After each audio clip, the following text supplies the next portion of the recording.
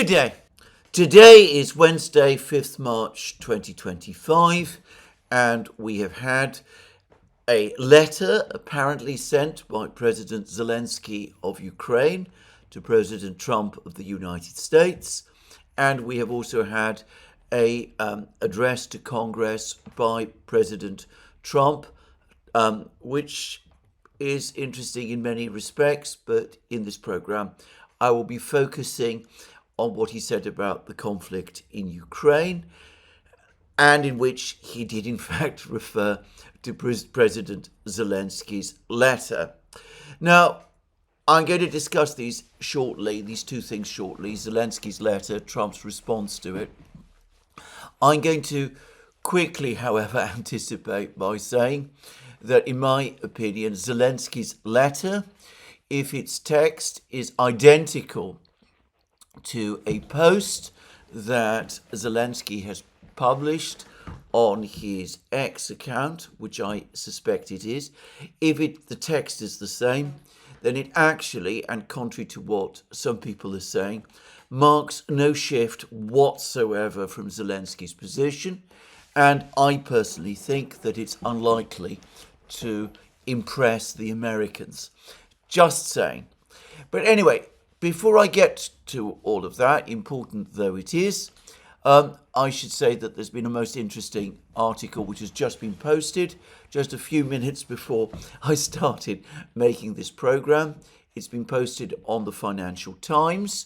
It follows on from a similar article that appeared yesterday in the other British newspaper, the Daily Mail, and it says that the United States has cut off intelligence cooperation, providing intelligence information to Ukraine.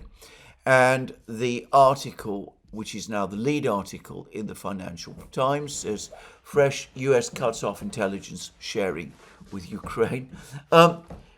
Intelligence sharing is a rather optimistic way of spinning this. What basically happens is that the United States provides a great deal of actual real-time intelligence to Ukraine. It provides Ukraine with information about where Russian military units are located, where strategic assets are to be found. It probably provides Ukraine with the assistance in moving its drones, in locating targets inside Russia for its drones. Of course, until recently, it was providing Ukraine with the information Ukraine needed in order to carry out strikes inside Russia with ATACMS and Storm Shadow and Scalp missiles. So the United States is providing Ukraine with an awful lot of that kind of intelligence.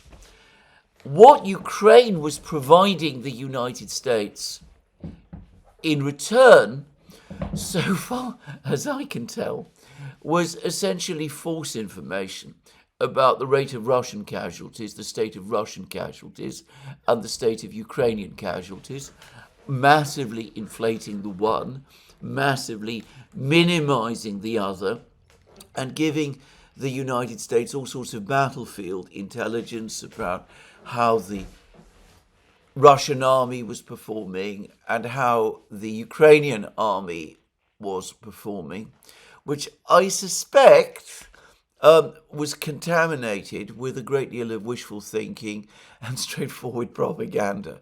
That is my own assessment of this. In addition, I do get the sense that the Ukrainians have been providing an awful lot of what they call intelligence to their Western allies. They've been trying to claim that they have information from inside Russia itself about the state of its economy, the state of its industries, the state of its weapons production, about political events in the Kremlin and things of that kind. And I have to say it straight away that I think most of this intelligence, 80 to 90% of this intelligence, is probably wrong as well. That's not to say that Ukraine doesn't have agents inside Russia. It's just that I think that over time, the Russians have gradually managed to winkle out whatever agents Ukraine has at senior levels. Certainly, Ukraine's information about weapons production and arms production in Russia, which it has been communicating to its Western friends, has turned out to be wildly wrong. Just saying. So, intelligence sharing, as I said, I mean, I understand the word, but the point is that the United States provides Ukraine with an enormous amount of useful, indeed vital, real-time intelligence of an actual, usable, practical kind. And what Ukraine has been providing in return, well, consists to a great extent of propaganda and rumours. And I'm not saying, as I said, that all of it is that, but I think that a lot of the information that's been coming to Ukraine explains some of the very eccentric and wrong decisions that Western governments have been making over the last, 10 years since the Maidan movement, the nationalist movement, gave to power in Ukraine in February 2014. Just saying. But anyway, I digress. Let's get back to the Financial Times article. It goes on to say that the US has cut off intelligence sharing with Kiev in a move that could seriously hamper the Ukrainian military's ability to target Russian forces, according to officials familiar with the matter. We are not told, by the way, the nationality of these officials. I am going to guess that they are British. The article then continues, the move follows the decision on Monday by the Trump administration to suspend military aid deliveries to Ukraine and comes after a dramatic breakdown in relations between the US president and Ukraine's Vladimir Zelensky. US intelligence cooperation has been essential for Ukraine's ability to identify and strike Russian military targets. 3 officials familiar with the decision confirmed that Washington had frozen intelligence channels with Kiev. Whilst the US has also formally blocked its allies from sharing US intelligence with Ukraine, that is an astonishing thing, by the way. I'll come to that shortly. 2 officials said that recipients with assets inside the country were likely to continue passing on relevant intelligence to Kiev, but that would not apply to a time-sensitive and high-value intelligence such as that needed for Ukraine to conduct precision strikes on movable Russian targets. The US decision to ban its allies from passing intelligence to Ukraine was first reported by the Daily Mail. Now, notice what is being said here, that the United States has stopped providing intelligence information to Ukraine. That presumably means the full spectrum of intelligence information.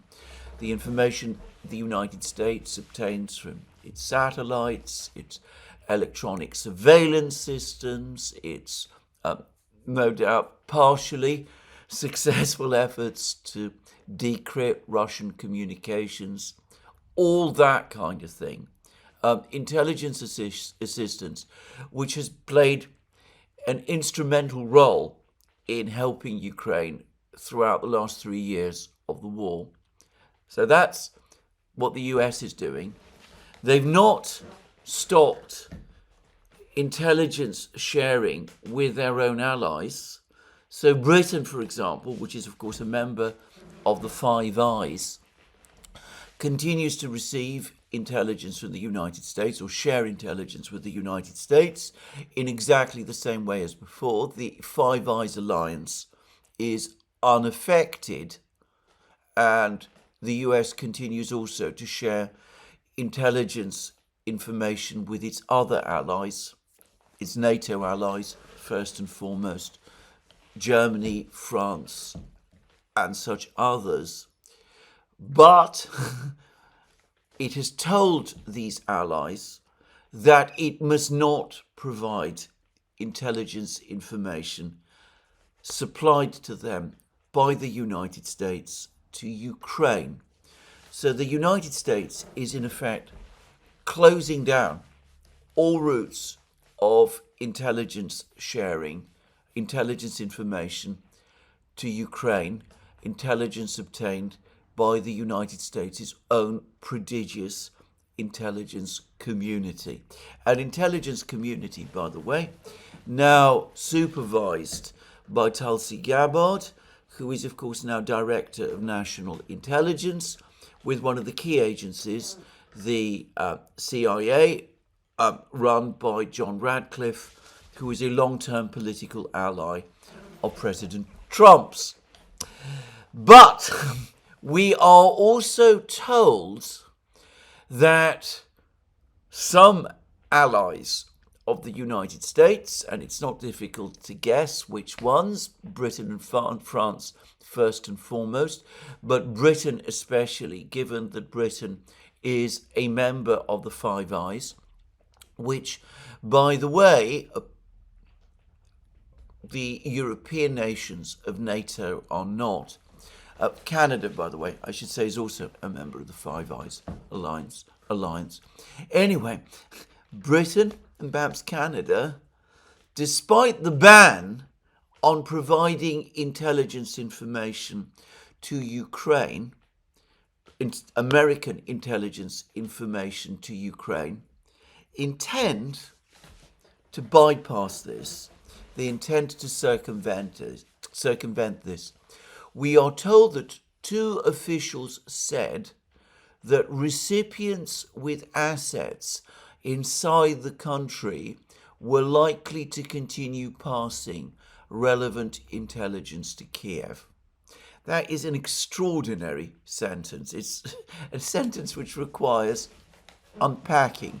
Two officials, and again, as I repeat, I assume these are British officials, said that recipients, that is intelligence agencies, Western intelligence agencies, with assets inside the country.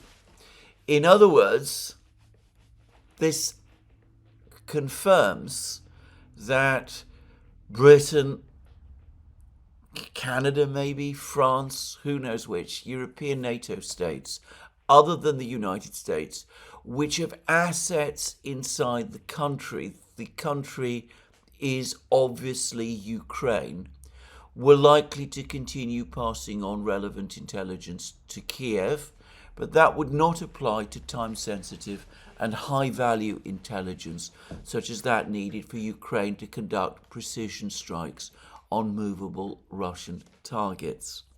So what this is telling us is that countries within NATO and within the Five Eyes alliance, Britain, Canada, and the European NATO states, which continue to have intelligence sharing agreements with Ukraine, will continue to receive intelligence about Ukraine from the United States, about the war in Ukraine, and will pass it on to their assets inside Ukraine. Now, the word assets really is the one that stands out for me, because the word asset, I mean, I'm not an intelligence person, but I've always understood that word to mean people who are effectively working for the intelligence agency of the country that is paying and, in effect, employing them. So what this article is telling us is that some NATO countries, obviously Britain, have assets inside Ukraine. In other words, they have presumably paid people or people that they control, people who are, in effect, agents of their intelligence services inside Ukraine. And that these agents of the intelligence services of these Five Eyes and Western countries will receive intelligence information provided to these Five Eyes and NATO countries by the United States. These countries will pass on that information to their assets inside Ukraine, who will in turn pass that information on to the Ukrainian military. So we have here an admission that various NATO countries, and of course here basically we mean Britain, but Canada, no doubt the others as well, have assets inside the Ukrainian political and military system. They actually employ and run agents within the political and military system. And, well, I'm sure all sorts of people will be guessing who in Ukraine are assets of the British and assets of the French and assets of the Canadians and assets of the Germans. I am not going to spend time trying to guess any of that. But anyway, we have, in effect, a sort of admission from the Financial Times that this sort of thing goes on and exists. Anyway, these people will continue to receive intelligence from the United States, despite the fact that the United States is prohibiting the passing on of this intelligence to Ukraine. And these assets, these agents, or if you like, spies for Britain, France, Canada, Germany, Italy, or whomever, will then in turn pass on this American intelligence information to the Ukrainian military. This is an extraordinarily dangerous game that is being played here. First of all, I would have thought that it puts these assets in an extremely compromising and dangerous position. I'm not going to discuss whether or not the Ukrainian authorities know that Western countries have assets planted inside of them. I assume that they do. I assume that many of the people who make decisions about these questions within Ukraine are themselves some of these assets, just saying. But whoever they are, they're now passing on information against a prohibition on doing so from the United States, the country that is collecting and obtaining and providing this information. And, well, all I can say is that the so-called recipients, the countries that receive this information, the Five Eyes countries and the European NATO countries, who receive all of this information and who are, through their assets, passing it on to Ukraine, are also playing an extremely dangerous game with the Americans. There's no word here that the Americans are in any way approving of this practice, but apparently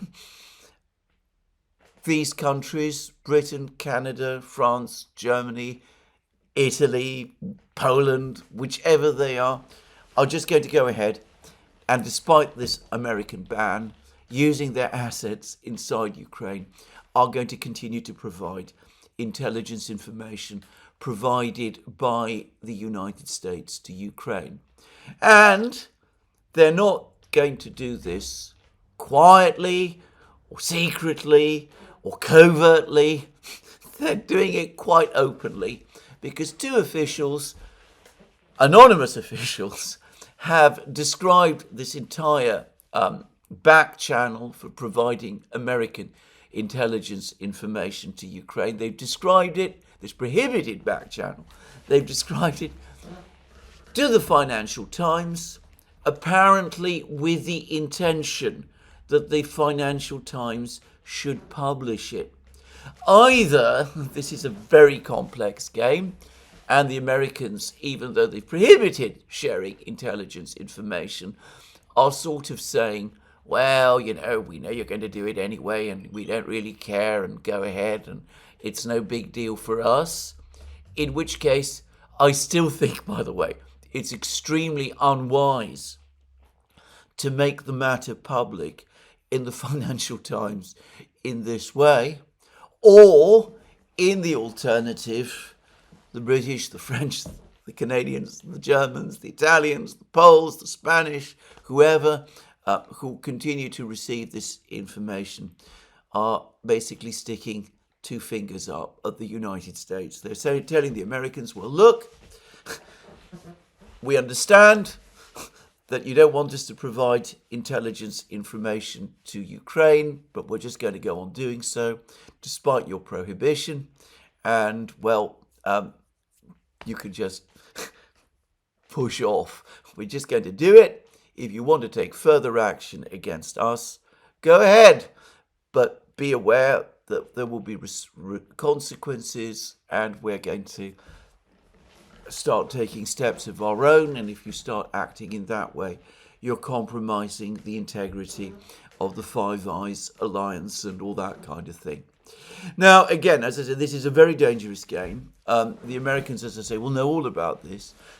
The CIA and the people who run, who work for Tulsi Gabbard and the White House and all of these people will be reading this article in the Financial Times, and they will be seeing that sentence. And, well, it's all very well for the British, the Canadians, and all of those people to stick up their fingers at the US and tell them, well, we note your prohibition, but we're not going to pay any attention to it. But of course, if the Americans are really serious about this, the thing always to remember is that the Five Eyes is an extremely unequal alliance. Parts of the British intelligence community, notably GCHQ, the signals intelligence outfit that monitors signals traffic and radio communication traffic in all sorts of places, and which is heavily involved in decryption, and which, according to many reports, conducts surveillance for the US intelligence community in the United States itself. This is a sensitive topic, and certainly that practice used to take place. I'm not absolutely sure that it still does, and perhaps it no longer does. But anyway, apart from GCHQ, which I suspect does give the British some influence in Washington, it's difficult to believe that any of the other countries that make up the Five Eyes really are in any kind of position to provide the United States with the kind of massive intelligence that the United States provides them. So it's a very unequal alliance. If the Americans start to become angry, if they start to take steps to restrict the provision of intelligence to their NATO allies, their Five Eyes allies, well, their allies will suffer. And of course, if the Five Eyes alliance starts to break down, the big losers will not be the Americans, but those countries that are their allies within it. Anyway, let's see what happens. But this is a big, big step. And it shows that the military aid cutoff is now going beyond just the stopping of supplies of military goods, tanks, shells, that kind of thing, to Ukraine, as I discussed yesterday. Yesterday, as I pointed out, the reports, which by the way have still not been officially confirmed, I mean, we're reading all over the place about the fact that there's been a cut-off of military supplies to Ukraine. The Polish authorities are saying that this is true and that American weapons deliveries are no longer being sent to Ukraine across Polish borders. We've been getting lots of reports about this. The Ukrainians, the Ukrainian parliament, has been complaining about these American moves, but there's been no official announcement in Washington. Anyway, I said yesterday that it was a limited step up to that point. The Americans were stopping the supply of military goods, but the intelligence sharing and the use of the Starlink system seemed to be unaffected. Well, a few hours later, the intelligence sharing came to a stop.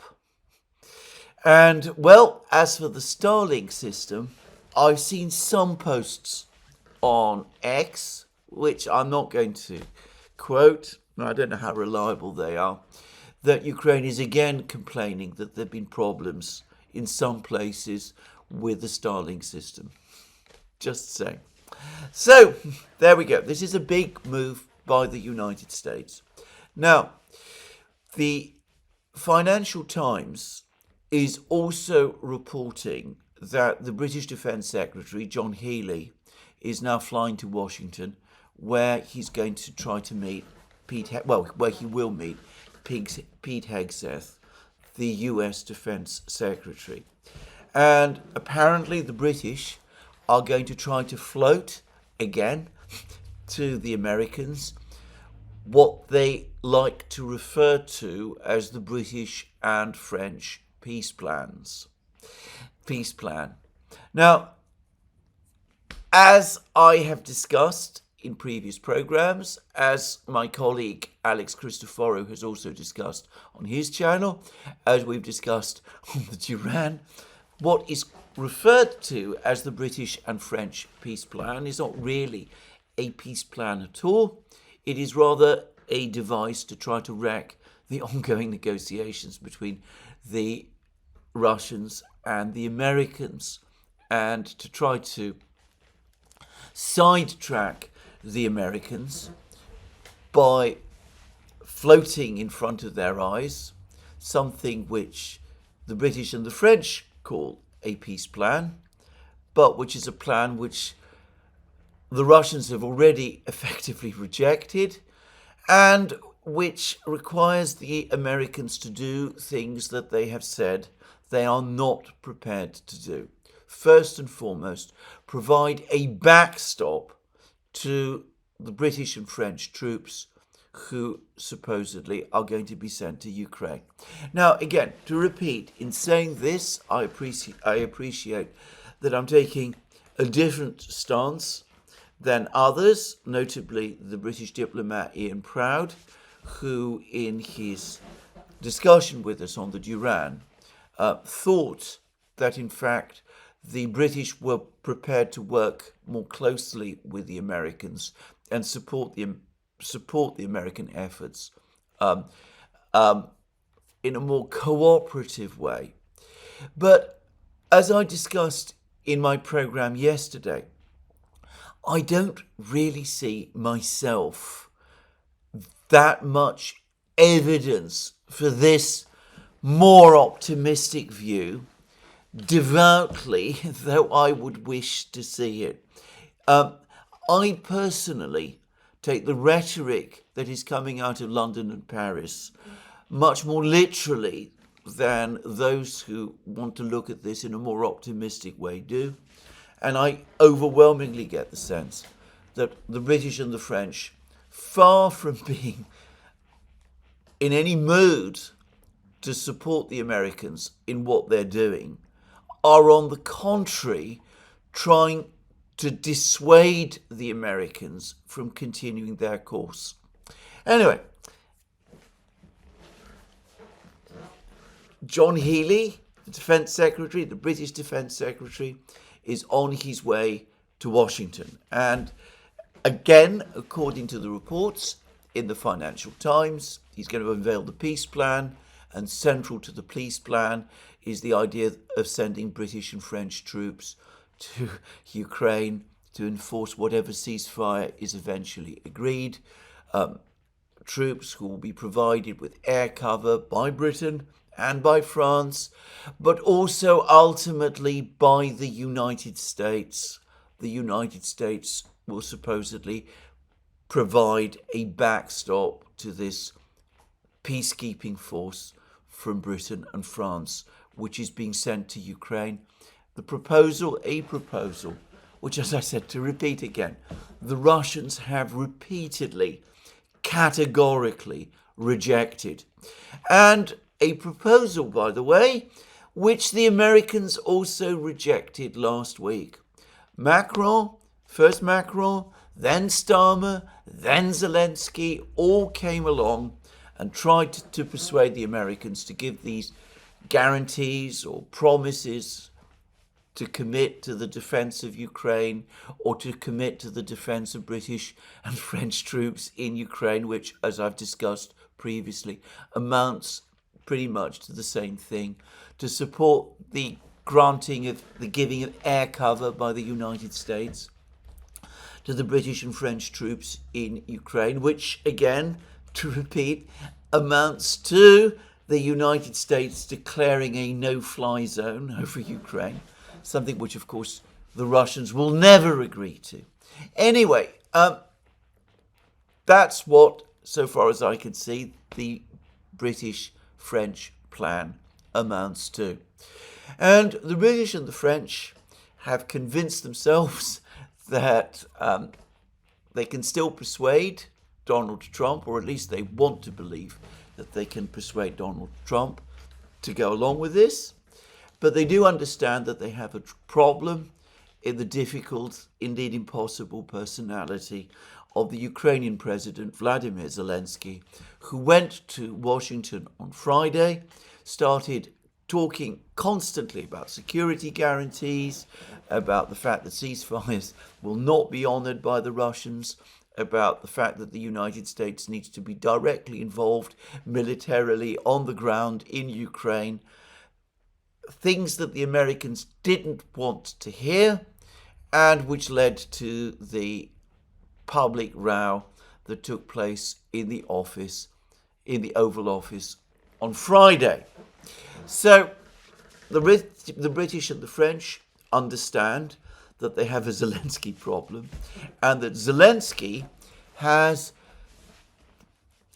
destroyed his political capital in Washington. That the Trump himself and the Trump people are deeply frustrated and angry with him, that they would want him to go.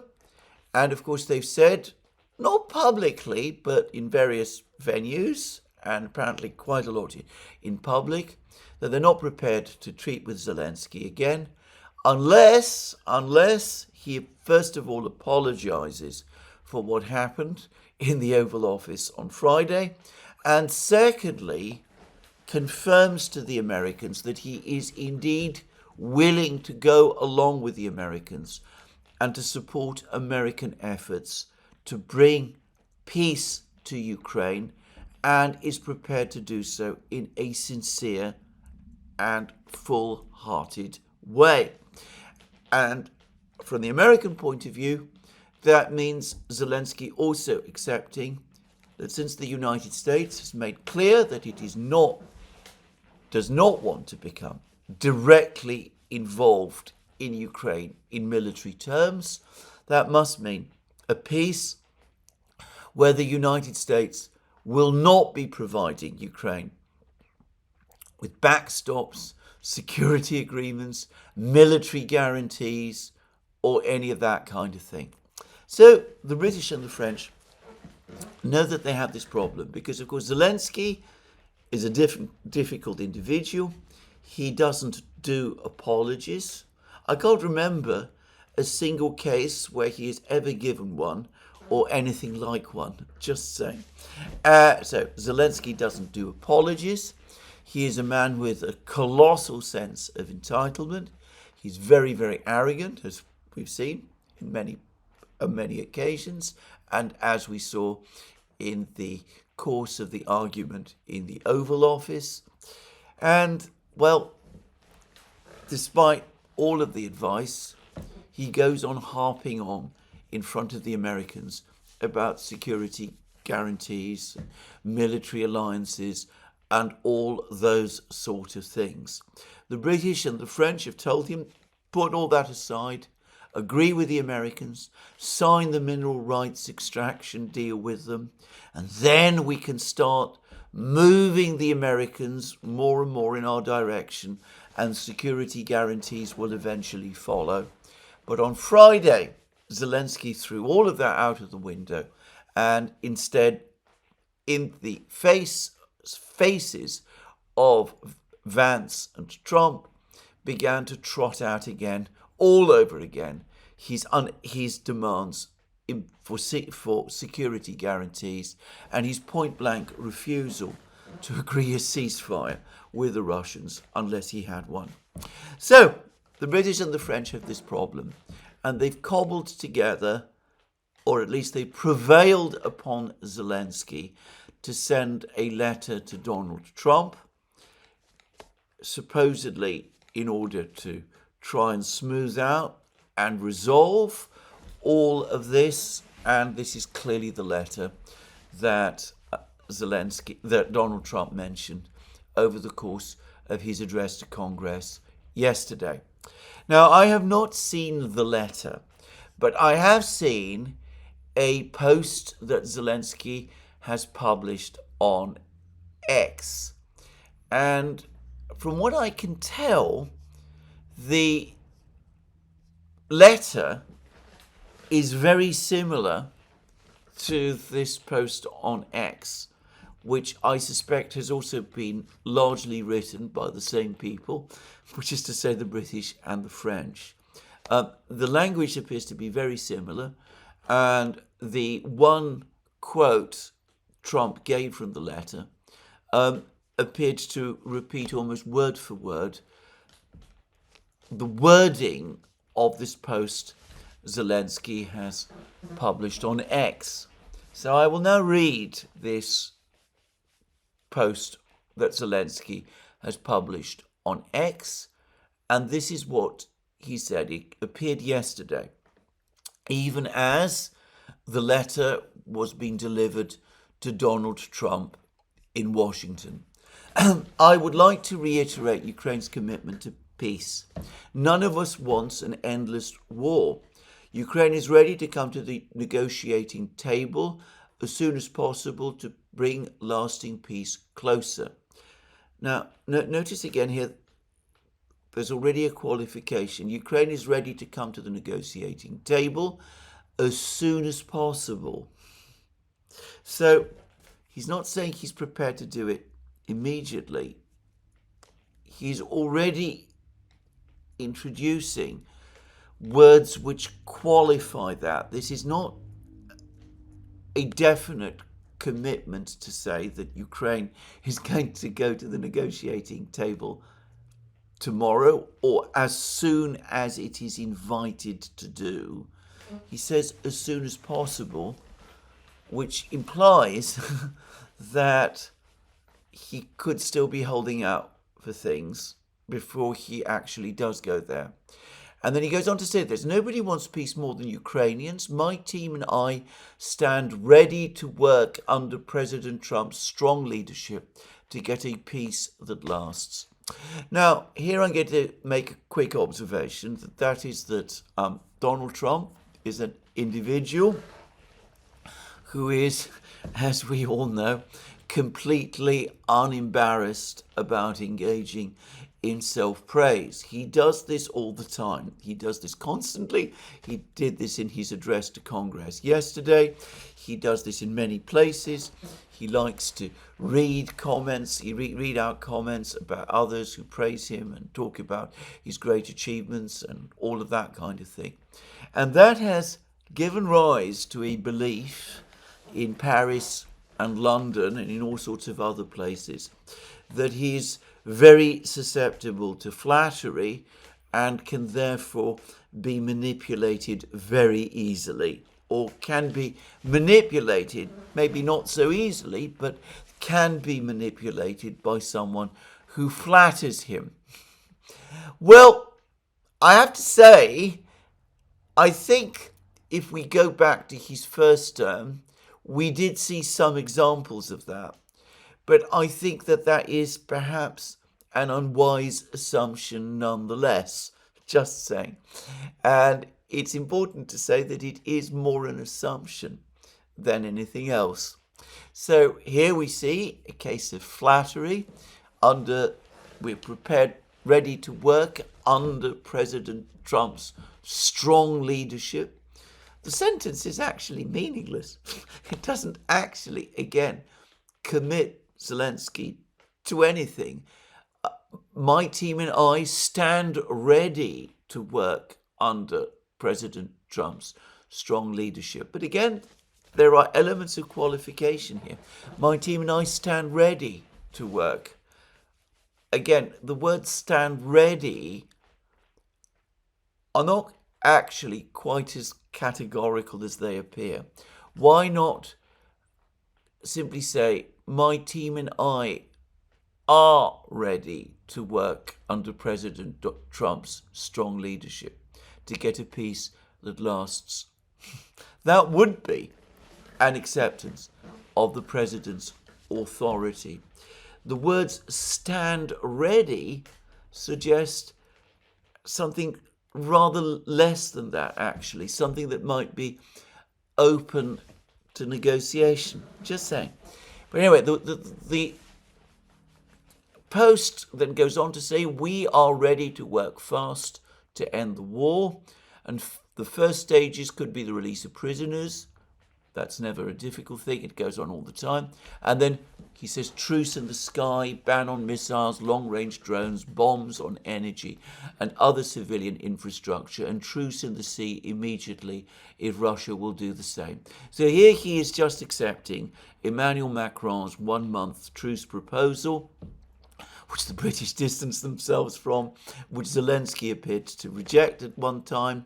But now the British and certainly the French have worked on him, and he's coming back and he's saying, well, actually, I'm prepared to go along with Macron's truce idea after all. The Russians are not, by the way. They have repeatedly and clearly said that they're not interested in temporary ceasefires. But then he goes on to say, then we want to move very fast through all next stages and to work with the United States to agree a strong final deal. We do really value how much America has done to help Ukraine maintain its sovereignty and independence. And we remember the moment when things changed when President Trump provided Ukraine with javelins. We are grateful for this. Our meeting in Washington at the White House on Friday did not go the way it was supposed to be. It is regrettable that it happened this way. It is time to make things right. We would like future cooperation and communication to be constructed. Regarding the agreement on minerals and security, Ukraine is ready to sign it in any time and in any convenient format. We see this agreement as a step toward greater security and solid security guarantees. And I truly hope it will work effectively. Now, a lot of people are saying that this post on X and the letter that was sent to Trump is apologetic in tone. I don't see this at all. I mean, I haven't read the letter to Trump, but certainly this post is not in any conceivable way apologetic. The word apology, or any variation of it, appears nowhere in this post. The only thing it says is that our meeting in Washington at the White House on Friday did not go the way it was supposed to be. Now, that doesn't admit fault on Zelensky's side. It could still imply that all the fault was on Trump's and Vance's side. It is regrettable that it happened this way. It is time to make things right. Well, again, that isn't an admission of fault. It's certainly no sort of apology. It could be seen instead as saying that it's the Americans who ought to apologize and make up. Or maybe what it's also saying is, I didn't do anything wrong. I don't accept that I did anything wrong. But, let's all put it aside. Let's forget all about it. Let's go back and meet and sign this minerals deal as it was originally set out, or if the Americans want to change the wording in some way, let them do so. But let's just go ahead and pretend that whole episode in the Oval Office never happened. As I said, there's no hint of apology here. And again, to stress, Zelensky is not someone who does apologies. But it is the next paragraph that, for me, is the one that stands out. Because Zelensky then goes on to say, we see this agreement as a step towards greater security and solid security guarantees. So, in spite of all of the advice, Zelensky is coming back and talking about solid security guarantees. The Americans have said, don't worry, there's a truce with the Russians. If peace is achieved with the Russians, that you can rely on the fact that the Russians won't break the truce, and the mere fact that we are there, that we're working hard in Ukraine, that our people are present, means that provides you already with a guarantee that you need that the Russians won't come. But Zelensky, again, is in effect rejecting that. He's not prepared to accept that. He still is demanding solid security guarantees. Now, he's not saying that he wants them from the Americans. You could read this if you wanted to, saying that he wants them from the British and the French. But bear in mind, this is a post on X which appears to be addressed mostly to the Americans. And when he says that the agreement is a step towards solid security guarantees, given, as I said, that this post is addressed to the Americans, it looks to me that it is from the Americans that the solid security guarantees that Zelensky is talking about are being requested. So, in fact, and in reality, this post changes absolutely nothing in terms of Zelensky's stance. He's just reiterating again the same position that he did during the Oval Office meeting. He's still demanding that the Americans give Ukraine solid security guarantees. He's not directly linking it to the mineral rights deal, mineral extraction rights deal, but he's saying that the one must lead ultimately to the other. There must be solid security guarantees, and that the Americans must provide them, even though the Americans have now repeatedly said that they won't do so. And as I said, there's no apology, there's no contrition, there's no admission of any fault on Zelensky's side. So as I said, I don't really think that this post changes anything or takes us anywhere far. Now, to reiterate, I have not seen the letter, I've not seen the text of the letter that Zelensky has sent to Trump. But if it is the same as this post, or close to the same as this post on X, then one must assume that the letter also contains no apology, or nothing that in any way resembles an apology, but also continues to harp on the subject of security guarantees.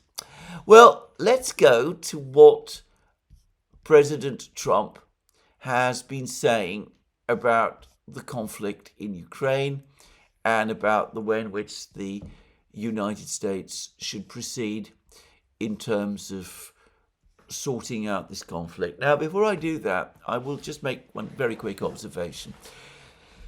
The speech to Congress, the address to Congress, which is very long, the longest apparently any US president has ever made, overwhelmingly focused on domestic policy issues. There were some extremely notable omissions for anybody interested in foreign policy.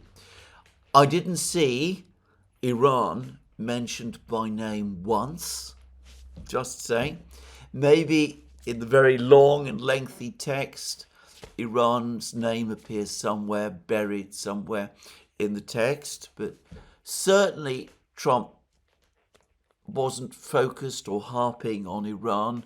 He wasn't making strong and abusive criticisms of the Iranian leadership as he has done in the past. We'll come to Iran a little later in this program. And again, I was also struck actually by how little the speech has to say about China. As far as I could see, China was only really mentioned in passing, most specifically on the question of the Panama Canal, which Donald Trump most emphatically does want to see returned to the United States. But otherwise, the attacks on China that might have been expected are simply not there. This is a contrast, by the way, to what used to happen in Biden's time. Biden used to make addresses to Congress. He used to say appalling things about China over the course of those addresses to Congress. I remember one occasion when Biden actually went beyond the published text of his speech to taunt Chinese President Xi Jinping, asking who would prefer to be in his position, supposedly Xi Jinping's position being so bad. And Biden said that in a tone I remember of extraordinary fury. Anyway, there's nothing like that here. I mean, there was nothing like that in this speech at all. Trump didn't go after the Iranians. He didn't really go after the Chinese. I didn't see any mention of President Xi Jinping by name. I don't recall seeing anything about North Korea either. He does say certain things about the Russians, which we'll come to very shortly. But overall, in terms of foreign policy, this is a very measured speech by any standards, including the standards of recent American presidents, far less belligerent than the speeches of the Biden era. Just saying. I noticed, incidentally, that nobody in the mainstream commentariat has made that point. And yes, this speech does contain a lot of self-congratulation. To a European taste, that can look a bit brash. Though I would say that speeches the presidents make to Congress nowadays are often pretty self-congratulatory. Biden's certainly were, if not quite to the ostentatious and unabashed level that Trump's are. But the overall impression I got from this speech is of a president who's single-mindedly focused on domestic policy. He sees the various issues around the world in which the United States is involved as essentially distractions from the great project that he has set himself, which is the rebuilding of the United States, the revitalization of its economy, the reduction of inflation, which he had a huge amount to say about, his belief, apparently, that tariffs and all of those things are the way forward to achieve that. He has a very clear vision of an America that basically is the America of the pre-First World War period, a country at peace with itself and with the world, focused on business and its economy, with fairly minimalist government that really doesn't do a great deal, but which nonetheless, when it focuses on what it does it well. And, well, of course, it will be a different America from the pre-First World War America, because it will be, unlike pre-First World War America, a digital, advanced, shiny, ultra-sophisticated America, technologically ahead of the world, as, by the way, the America of the pre-1914 period also was. I'm perhaps not doing full justice to this speech. It was rather more nuanced than that. But that seems to me to be Trump's vision and his own self-conception. As I said, is that he wants to be the president, first and foremost, who sets America right and brings it back to this ideal condition, which is the one that it enjoyed in the late 19th century and the early 20th century, before the World Wars and the Depression and the New Deal and all of these things spoiled it all. So that's my take on this speech. But anyway, let's go back to Zelensky's letter and to the Ukraine conflict and what Trump had to say about them. And the answer is not really very much. As I said, this was a speech that lasted for an hour and a half, in fact longer than that, about 100 minutes according to some reports. But anyway, he said this. I'm also working tirelessly to end the savage conflict in Ukraine. Millions of Ukrainians and Russians have been needlessly killed or wounded in this horrific and brutal conflict with no end in sight. The United States has sent hundreds of billions of dollars to support Ukraine's defense, with no security, with no energy. In other words, the United States has sent all of this to the Ukrainians, and it's in return getting back nothing. Do you want it going for another 5 years? Yeah, you would say. Pocahontas says yes. Pocahontas is Trump's nickname for Senator Elizabeth Warren, just saying. 2,000 people are being killed every single week, more than that. They're Russian young people, they're Ukrainian young people. They're not Americans, but I wanted to stop. Meanwhile, Europe has sadly spent more money buying Russian oil and gas than they have spent on defending Ukraine by far. By the way, that is true. There was an article in the Daily Telegraph before the speech came out by Owen Matthews, which made exactly that point. The Europeans, rightly in my opinion, absolutely rightly in my opinion, have prioritised their energy situation above Ukraine's economy and defence needs. It would be incredibly remiss of them if they had done otherwise. Just saying.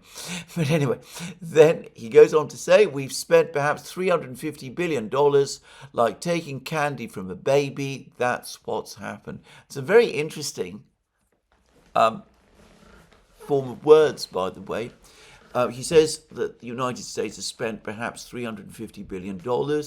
You will find oceans of words all over the internet and in the commentariat disputing that figure. Like Dr. Jack Rasmus, I think it is probably about true, just saying. But notice that it's like, according to Trump, it's like taking candy from a baby. In other words, the Americans have been taken for a ride. The Ukrainians have been presumably the people who've taken the candy from the baby. And he goes on to say, and they've spent 100 billion. What a difference that is. So that's all that the Ukrainians will admit to. They've spent around $100 billion of the $350 billion the Americans gave them. Trump is in effect asking here, what happened to the other 250 billion? Where's it all gone? And he says, what a difference that is. And we have an ocean separating us, and they don't. The Europeans, the Ukrainians, are in Europe. The Americans are not. The Americans have been taken for a ride. They've been taken for suckers. They've given all this money. Most of that money has disappeared. And it's not something that's even particularly important to the US, because the US is far away and the Europeans and the Ukrainians are there, and yet it's the Americans who are bearing all the burden. And then he goes on to say, but we're getting along very well with them, and lots of good things are happening, which is very much Trump's style, despite the fact that the Americans have taken the Americans for suckers, that they've taken candy from the baby, all of that. Nonetheless, we're still good friends. We're getting on really well. And then Trump goes after Biden. He is unusual in my experience in that he says critical things about his predecessor repeatedly and does so by name. Biden used to say very rude things about Trump, even in his addresses to Congress, but he tended to avoid doing so by referencing Trump's name, though he did on occasion mention Trump. Anyway, going on. Biden has authorized more money in this fight than Europe has spent, by billions and billions of dollars. As I said, the Europeans dispute that. The commentariat disputes it. I happen to think that Trump here is absolutely right. It's hard to believe that they wouldn't have stopped it and said at some point, come on, let's equalize. You got to be equal to us, but that didn't happen. Earlier today, I received an important letter from President Zelensky of Ukraine. The letter reads, Ukraine is ready to come to the negotiating table as soon as possible to bring lasting peace closer. Nobody wants peace more than the Ukrainians. My team and I stand ready to work under President Trump's strong leadership to get a peace that lasts. We really value how much America has done to help Ukraine maintain its sovereignty and independence. Regarding the agreement on minerals and security, Ukraine is ready to sign it at any time that is convenient for you. And that is almost word for word identical to that post that Zelensky has published on X, which I have just read out and passed. So, as I said, it looks as if the letter and the post on X are essentially one and the same. And then Trump says, I appreciate that he sent this letter, just got it a little while ago. Simultaneously, we've had serious discussions with Russia and have received strong signals that they are ready for peace. Wouldn't that be beautiful? Wouldn't that be beautiful? Unlike my colleague and friend Alex Christoforou, I cannot mimic other people's voices. Just saying, it's time to stop this madness. It's time to halt the killing. It's time to end this senseless war. If you want to end wars, you have to talk to both sides. And that's it. That is all that Trump says. So he's received this letter. He says he's only just got it. He read out extracts from it. But notice that nowhere in this speech does he actually say that he accepts the letter, that things with the Ukrainians are back to where they were. He talks about the need for peace. He's very measured, again, about what he says about the Russians. He said that the Russians have received strong, he's had serious discussions with the Russians and have received strong signals that they're ready for peace. He wants talks, he says.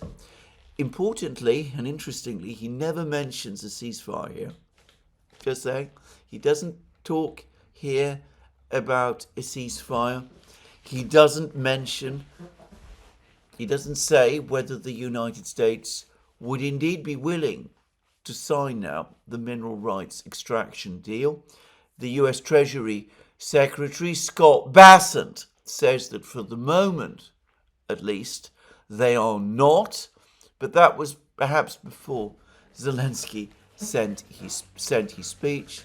And certainly there is no word in this speech that suggests in any way that Trump, for the moment at least, has shifted his position on the United States refusing to provide the Europeans with the backstop they've been agitating for, and of the Americans refusing to provide the security guarantee, the open-ended military security guarantee that Zelensky has been harping on. Now, whether Trump has realized yet, or had realized at the time when he made this address, that Zelensky's letter contains no apology and continues to harp on the topic of security guarantees, I don't know. But I noticed that Trump appears to have omitted that part of the letter, omitted quoting that part of the letter in which Zelensky apparently still demands strong security guarantees. So it suggests that Trump is perfectly well aware that Zelensky is still demanding this, and the fact that Trump isn't repeating those words suggests that, for the moment at least, his stance has not changed. And, of course, it is all but inconceivable that people within the White House who are advising Trump will not point out that the letter, Zelensky's letter, does not appear to contain any apology. So, my own sense is that we are exactly where we were. Nothing has really changed since the row on Friday. The fact that the Americans appear to have moved forward and cut off, ended intelligence sharing with Ukraine. The fact that this has been confirmed today, hours after Trump gave that address to Congress, all of that suggests that, so far at least, Zelensky's letter has persuaded no one, or at least not Trump in Washington, has not changed the American stance. And I'm going to make a further guess that when John Healey arrives in Washington, he's going to get a rocky reception from Hegseth. Probably, as is their way, the Americans will continue to be polite to the British and the French. There's a huge row in Britain about whether J.D. Vance, over the course of an interview that he gave the day before yesterday, said things critical about Britain when supposedly he talked down Britain and said that, that a faraway country has not been, without any kind of military, is in no position to basically say things to the United States. The British have taken those words as referring to themselves. Perhaps they did. But as Tim Stanley, a journalist on the Daily Telegraph, has correctly pointed out, perhaps a more correct criticism of the British by J.D. Vance is that the British have in fact fought several wars recently, mostly at American instigation, it should be said, or at least neocon instigation, but they've been unsuccessful in every one, which would certainly be true. But anyway, put all that aside, I suspect that the British are going to find that the American position on security guarantees has not changed, that Americans are still refusing to give them, and that overall the American position remains what it was. Now, there is an article, again by Patrick Wintour, the Guardian's diplomatic editor, and it was published yesterday, in fact, and it says that Europe is running out of hope. Trump is still open to persuasion over Ukraine. And of course, it makes lots of comments about the fact that Trump seems to prefer the friendship with the tyrant of the Kremlin to the wonderful democracies of Europe and all that. But the overall point, the overriding point in the article is that the Americans appear to have made up their minds, at least Trump appears to have made up his mind, and that the Americans are in no mood for the moment to change their stance on Ukraine, and that they continue to seek the rapprochement with the Russians. There are a lot of things in this article, by the way, that I absolutely find astonishing, and there's lots of quotes in particular from various Finnish politicians and even the wartime Finnish foreign minister. Anyway, it makes a statement, contains a statement like this from the current Finnish foreign minister. We Finns know Russia. Russia shares a land border with 14 countries. Only one of them has constantly remained an independent democracy through the Second World War and the Cold War, and that's Finland. History has taught us that Russia respects only strength and resolve.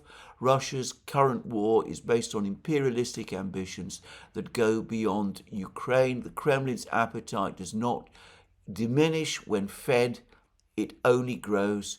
Take it from us.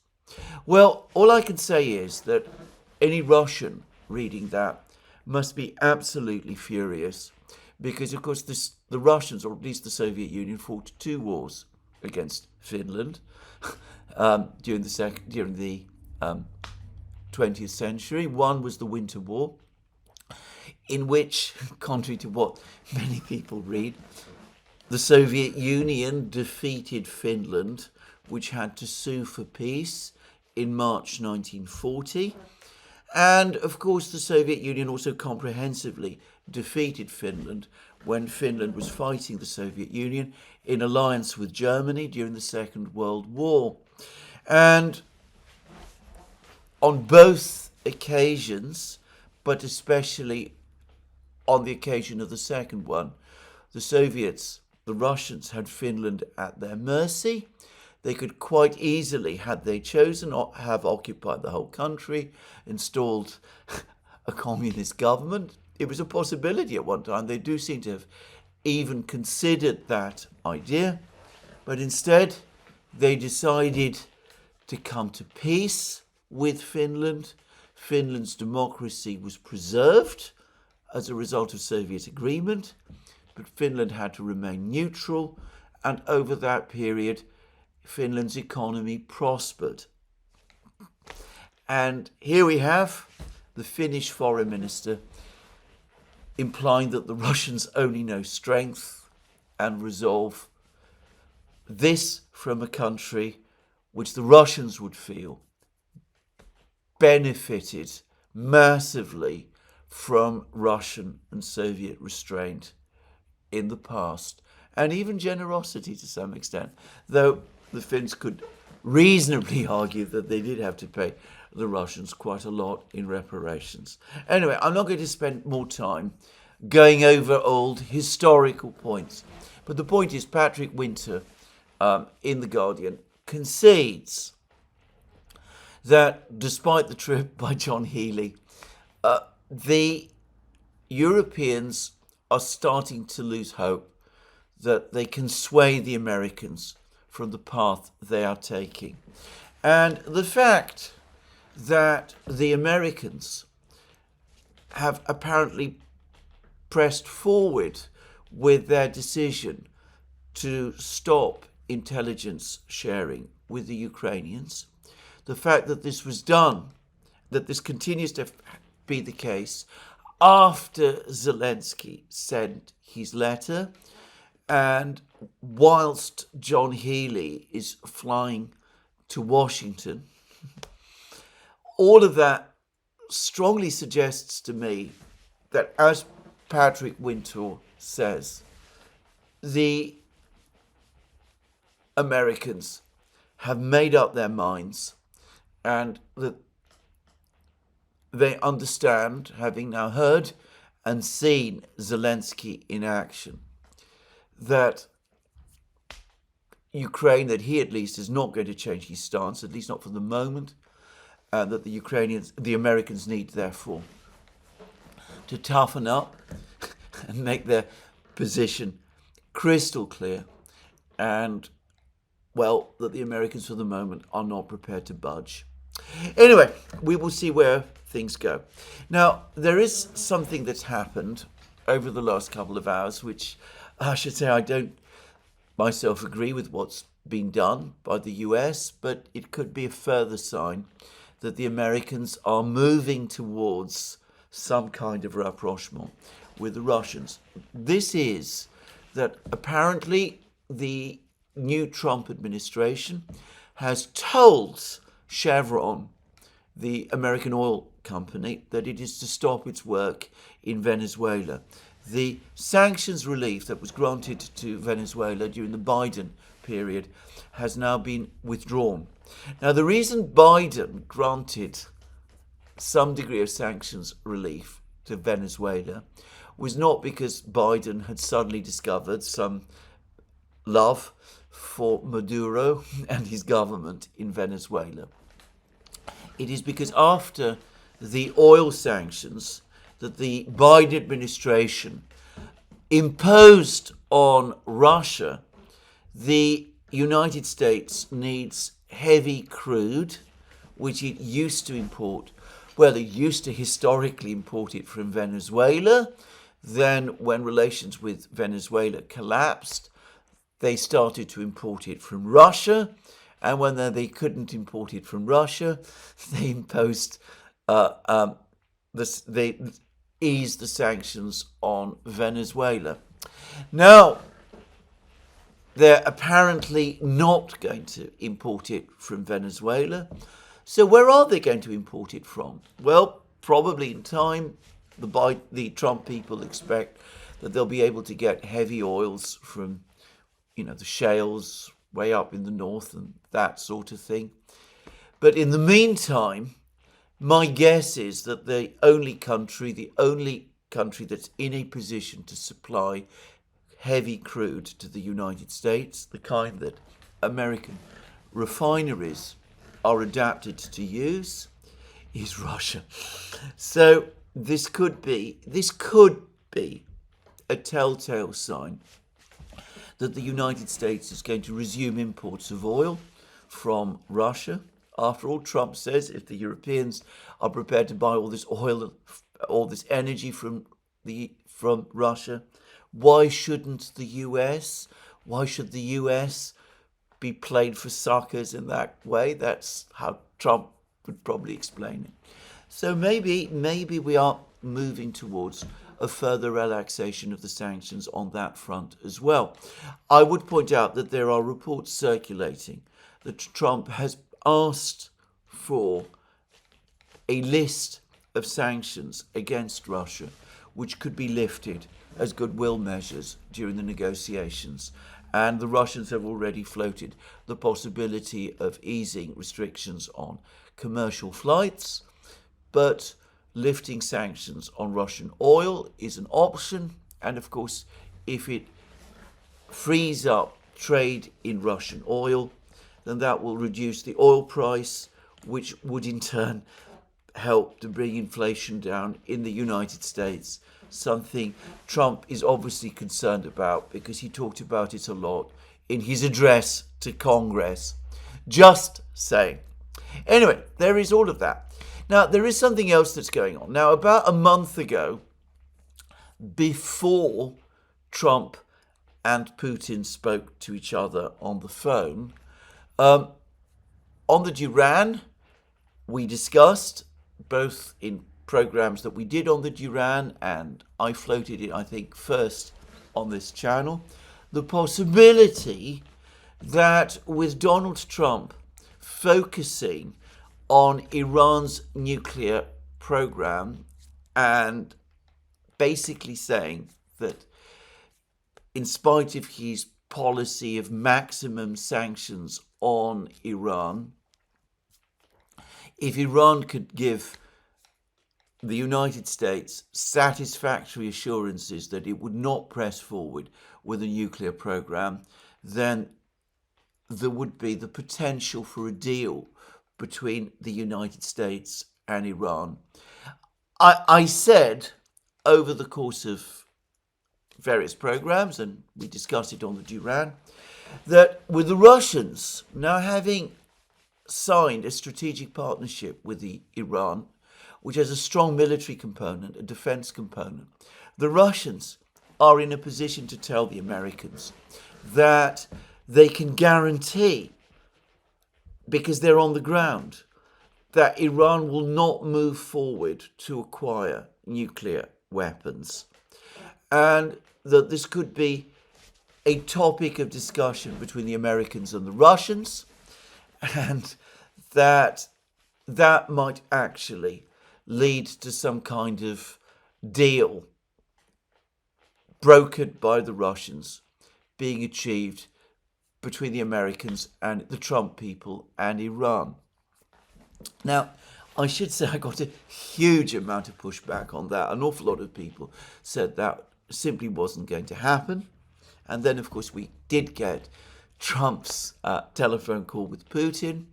And the two readouts showed that the Americans and the Russians, Putin and Trump, did indeed discuss the Iranian nuclear program.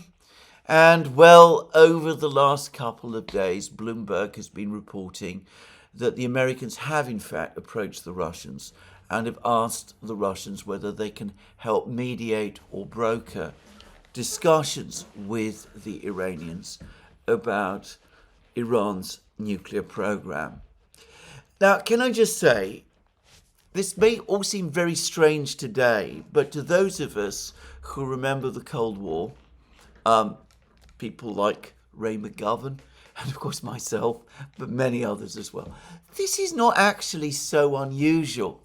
If you go back in the 1970s to superpower summits of that period, Nixon and Brezhnev and that kind of thing, you find always tacked on that, amongst all the various other things that the leaders of the Soviet Union and the United States would discuss with each other, you would find mention of discussions and exchanges of opinions about what were then called regional conflicts. In other words, the conflicts that were taking place in what we today call the Global South, which was formerly called the Third World, between various states, some allied with the Soviet Union, some allied with the United States. And the Americans and the Russians would often come together during superpower summits and in other places, and they talk about these so-called regional conflicts, and they would work together to contain those conflicts and perhaps to try to set up some kind of process towards settling them. It was absolutely standard. It was a standard part of superpower discussions. The last time, to the best of my memory, when that happened, was when Jimmy Carter and Brezhnev met to sign the SALT II treaty in Vienna in the early summer of 1979. Since then, that practice has completely stopped. But it used to happen before, and there's no basic reason why it cannot happen again. And maybe, just possibly, if these reports from Bloomberg are true, it could happen with respect to Iran. And I understand the Iranians are aware of all of these reports on Bloomberg. They're saying that, they haven't been consulted, but they would not completely rule out the possibility of discussions. The Iranian Supreme Leader, Ayatollah Khamenei, has said that Iran cannot negotiate with the United States. It's proved itself to be too unreliable. But of course, the calculus changes in any negotiation between the Americans and the Iranians if the Russians who are friendly to the Iranians are also there in the room, because the Russians not only can guarantee to the Americans that Iran will not proceed with a nuclear weapons program, but they can also guarantee to the Iranians that the Iranians will get all kinds of protections and economic deals from the Russians and the other BRIC states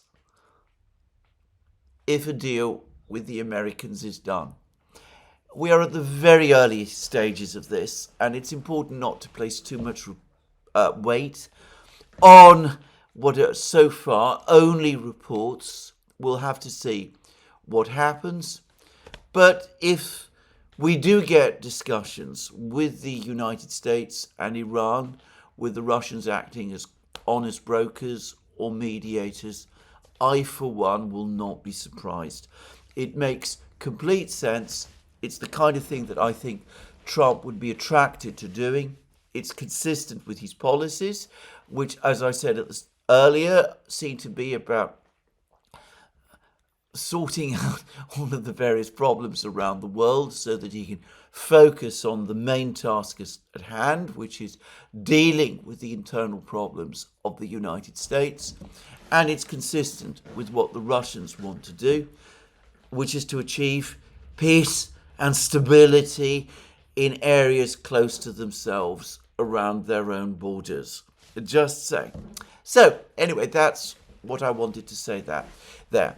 Now, I'm going to finish this program, which has obviously been mostly about Ukraine. And to repeat again, I think the Americans are going to go to Ukraine. They're going the British are going to go to America. They're going to find Pete Hegseth and the Americans immovable. But I'm going to finish on this point by saying this. The Russians themselves have been watching and listening to everything. They're aware of what happened in the White House on Friday. Contrary to many reports I've read in the West, they are not too excited about it. Putin today gave a speech to the Interior Ministry Board. That is the Interior Ministry of the people who run Russia's domestic police force. It nowhere mentioned, despite expectations in parts of Western media, it made no mention of any of all these altercations between the Ukrainians and the Americans. It said nothing indeed about foreign policy or relations with the United States at all. Medvedev has made some rather crude statements about Zelensky and about how he got his desserts whilst he was in the United States. But he's gone on to say that the Russians should not pay too much attention to any of this. They should certainly not pay too much attention to the military aid cutoff. They should focus on conducting the special military operation.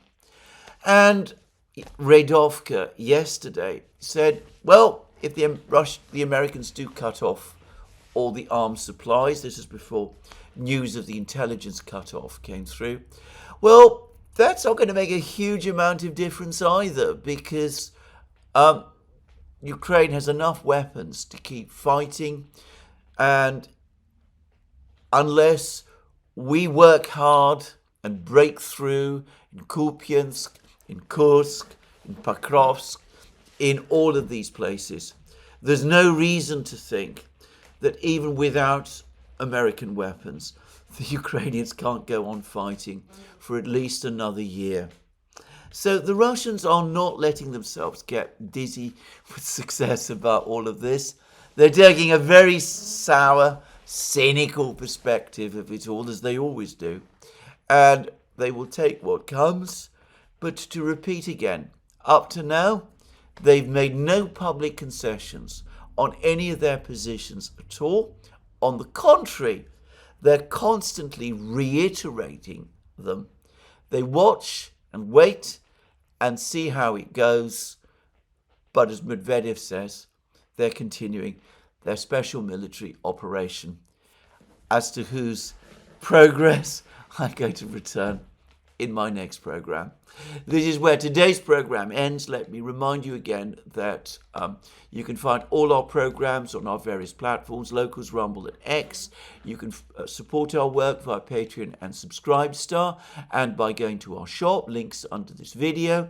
Don't forget to check your subscription to this channel if you've liked this video, and also to tick the like button. That's me for today. More from me soon. Have a very good day.